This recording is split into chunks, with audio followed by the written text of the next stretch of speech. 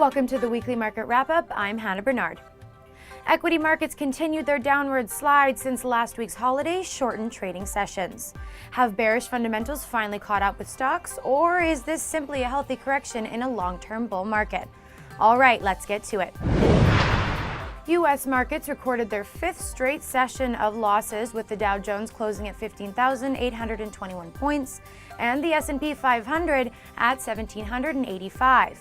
Both indices losing an average of nearly 1.5% from their all-time highs. The Nasdaq also got caught in the fall, skidding 4.84 points yesterday to close at 4,033.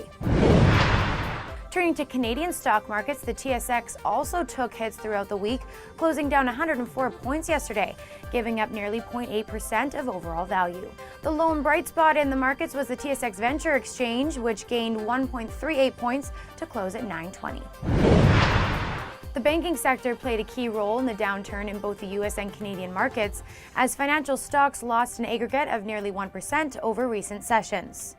Also impacting the markets was the better-than-expected readings on employment and economic growth data, the expected good news to come today from the Labor Department's jobs report, and the buoyed optimism on the economy has led to yet again more fears that the Fed will begin QE tapering sooner than expected.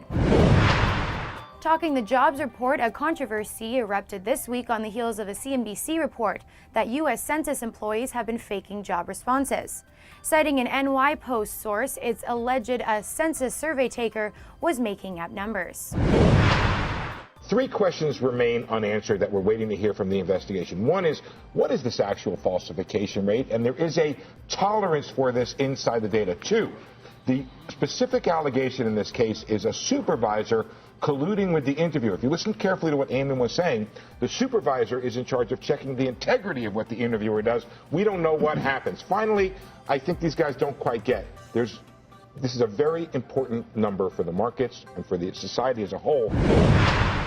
Let's turn now to currencies and see how they braved the week. The performance of the U.S. dollar was volatile this week, with the greenback challenging the 81 level on Monday, but softening over the next several days.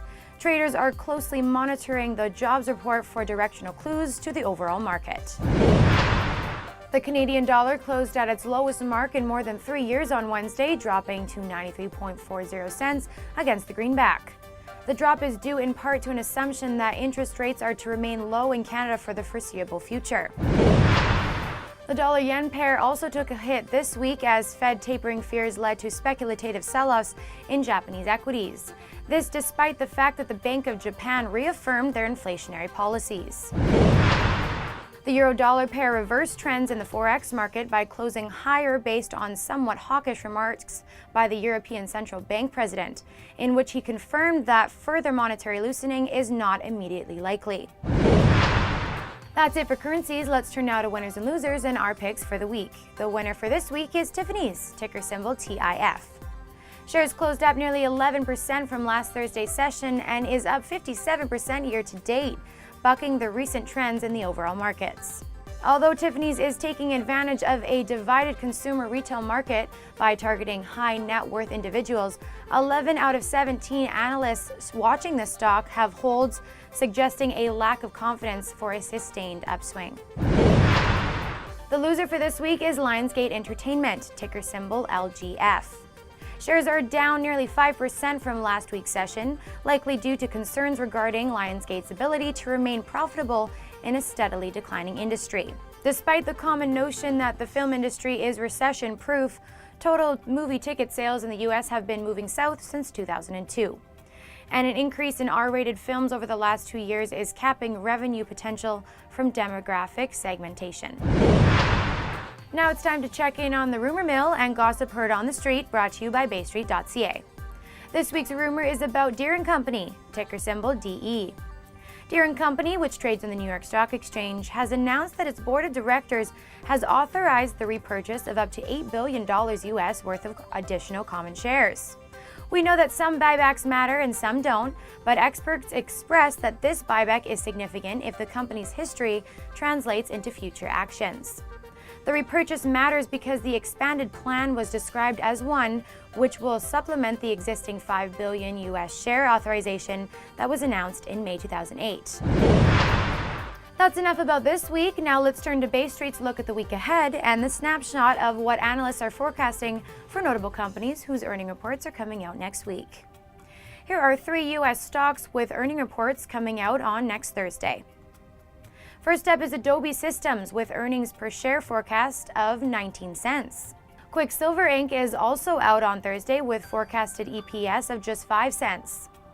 And a must-watch stock, Lululemon Athletica, is forecasted to deliver an EPS of 41 cents. Now checking in on Canadian stocks to watch next week, the Northwest Company's report comes out on Monday, and analysts have forecasted an EPS of 40 cents for their Q3 earnings. P&I Digital Media has their report out on Tuesday, and analysts are forecasting a loss of 2 cents for the fourth quarter. Finally, analysts are forecasting a loss for Whistler Blackcomb Holdings of 21 cents for the report coming out on Wednesday. And that wraps it up. Thanks again so much for joining us for another weekly market wrap-up. Before you head out for the weekend, make sure to subscribe to our YouTube channel and find us on Facebook and on Twitter. For Viral Network News, Crush the Street, and BayStreet.ca, I'm Hannah Bernard.